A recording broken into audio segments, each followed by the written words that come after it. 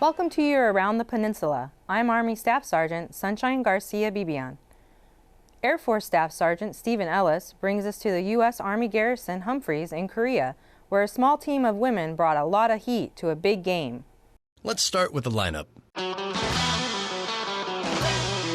Cluster Bomb, Demolish, Cuddles, Bruise and Easy, Apocalypse, Raven Mad, Cali Collision, Slay Her Slowly, Rainbow Crash, Jack Jack Attack, the team's coach, Club Elaine, and the team captain, Anakin Slaywalker. These girls are part of the Latin Night, wait a minute, no, the Osan Humphreys, shortened to O, roller derby girls, who recently hosted their first international bout. Today we have a bout against some individuals from Kadena who some are active, some are dependents. They are the Devil Dogs, roller girls, and we are over here at Camp Humphrey, and hopefully we can give them a run for their money. The basic concept of roller derby is there's an oval track. Special players called jammers try to lap other players called blockers. They block by checking them. That's right. It may look like a lot of chaos at first, and maybe it is, but the girls certainly get a workout. I guarantee you, if you're the jammer, if you do not go into the penalty box, you're going to be winded. The girls brought some technical moves, the refs brought something else, and the Devil Dog Derby Dames ended up winning the bout. The scores were gapped much like Korea and Japan, but this bout has set the stones for a bridge to long-lasting friendships. Air Force Staff Sergeant Stephen Ellis, USAG Humphreys, Korea. The O roller derby girls are always looking for new members. You can find them on Facebook by searching Osan Humphreys Roller Derby Girls fan page. Shoot them a message and get started today. Over the past 4 years, members of Osan Air Base have partnered with the Bank of Yeontan for a volunteer opportunity that would provide home heating material for less fortunate community members. Being able to come in from the cold or sleep in a warm home is a luxury that most will take for granted this winter. However, there are countless families here in Korea that could go without heat, and that's exactly why heating homes has been one of 7th Air Force's priorities every winter for the past 4 years. I think it always feels good to everybody to help people. I would hope so. What I really think is important is that the Korean community understand just how much we care, that we care about them as people, that we value their humanity, that they value us as people, and it's reciprocal, right? So I think that's a very important relationship to establish and for us all to realize that, you know, we're in this together. Opportunities like these speak volumes about who we are as people and who we are as American airmen. It spoke to me personally because I do value that community interaction, the fact that we can help people that are not as fortunate as we are to be living in another country, to be getting paid to do these wonderful things, to have such an amazing partnership with the community. So I think that's really important that we all take away those lessons and keep it with us and keep it in our hearts when we leave Korea. 7th Air Force A2, in collaboration with the Bank of Yeontan, has been responsible for 33 home deliveries this year alone, hand delivering more than 6,700 blocks of coal to those who need help the most. It's nice that we were able to get out here early this year at the very beginning of January and really contribute and help these folks. Helping these folks keep warmth in their homes and in their hearts. I'm Air Force Staff Sergeant Isaac Garden from Songtan, South Korea. The 7th Air Force has visited 87 homes, donating more than 16,000 yontons. Traveling around the world is a dream for a lot of people.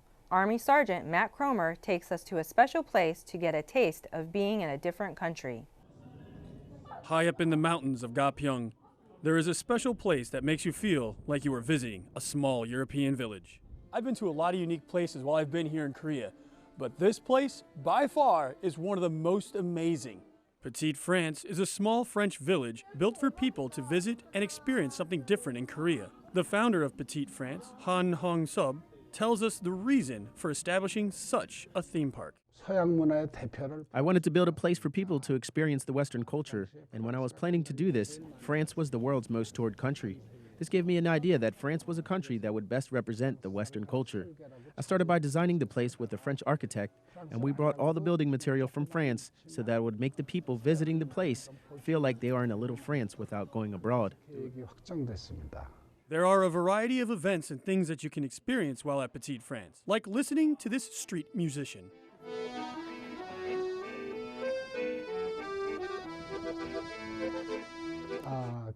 We moved a 200-year-old traditional French house from Normandy to show the lifestyle of French in the past. Also, we brought a lot of antiques to display a French flea market for people to experience. We also created an exhibit of traditional orgel for people to appreciate and gave them an explanation on the history of the different varieties while listening to them. In addition to that, there are performances that we provide for the visitors like marionette and puppet shows. With marionettes, we have a special performance that everybody enjoys where the marionettes dance to modern-day songs. Army Sergeant Matt Krohmer, Gapyeong, Korea. Many different Korean soap operas, such as Secret Garden, My Love from the Star, and Beethoven's Virus, were filmed at Petite France. While you often encounter DoD civilians and military personnel at U.S. posts overseas, you might be surprised to see Korean university students working side by side with them. Sergeant Puma Perry takes us to a AFN Daegu where one university student is making a difference. Sako Soo, or Tyler for short, develops the next script for production. He is part of the Good Neighbor Internship Program, an internship program that offers university students the opportunity to work in a U.S. Army post in Korea. This internship has a lot of good benefits. Before I came here, I thought I can work with Americans in English, which allows me to speak English fluently. Tyler has a background in sound engineering, and the internship is the last of the requirements he needs to graduate. Now, that's coming to an end as the interns attend a briefing about the upcoming ceremony marking the end of their internship. For the interns, it's two things. It's one, it gives them hands-on experience. We try to match them based on their college major as much as we can. So we give them hands-on experience on the particular major and prepares them later on for the work. Some students return to college following the internship, while others, like Tyler, go on to their graduation. I'm Army Sergeant Puma Perry, Camp Walker, Korea. The next internship session will begin on March 15th with 45 interns at various locations. Every day, millions of people post their experiences on social media sites. Can you imagine if one of your posts made a great difference around the world? While he was in Baghdad, Paul Holton, also known as Chief Wiggles, found a new course in life, which started with a smile on a child's face. We were out at the north gate of the green zone, and I handed a stuffed animal to a little girl that was crying.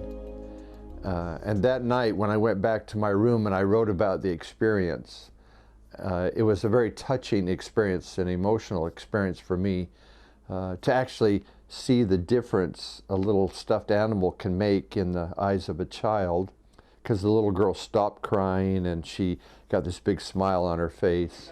After Chief Wiggles posted his experience on his blog, people back in the States began flooding his mailbox with stuffed animals and toys. That's how one small post opened the doors to Operation Give. You can connect with a lot of people. Through that connection, communicate a lot of care and concern and love through this act of giving. And that's what Operation Give is about, creating an opportunity and then looking for opportunities to help others. Operation Give is also responsible for handing out Christmas stockings to soldiers throughout Korea over the past few years. We do this, we do that every year. Every year? Wow. Operation Give, you know, it's a simple but meaningful concept. Army Sergeant Stephen Dornboss, Yongsan, Korea. To find out more about Operation Give, visit www.operationgive.org. That was your Around the Peninsula for this week. To see these stories and others, go to the AFN Pacific website or view them through the AFN Pacific app. From all of us at AFN, enjoy your evening.